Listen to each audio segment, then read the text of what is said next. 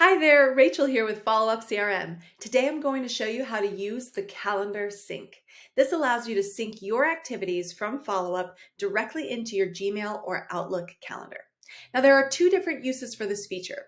Sales activities, those predetermined activities that you check off within your projects like site visit, next follow-up, proposal drafted, estimate due, or contact activities, those networking and business development activities that you check off when nurturing a lead, such as follow-up, a lunch meeting, or a phone call.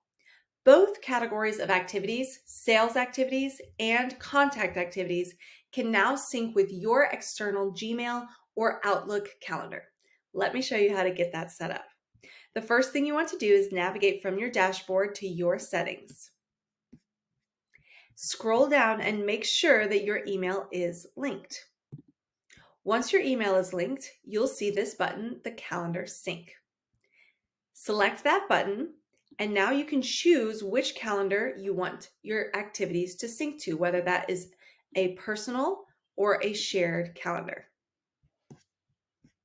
Once that's selected, come down here to this field, which gives you the option to choose what you want the display name to be on your external calendar. This would be the event name. So you can choose from any of these options, but you might want to choose sales activity name. Next, you can do the same thing for your contact activities. So you might want to choose contact name. Scroll down, and here is where you get to choose which activities will sync. For example, if you never want to miss a bid date, a site visit, and a proposal delivered, make those selections. Under contact activities, you can do the same thing. Let's say that you never want to miss a lunch meeting. Hit Save Calendar Settings and hit Sync Now. And there you go.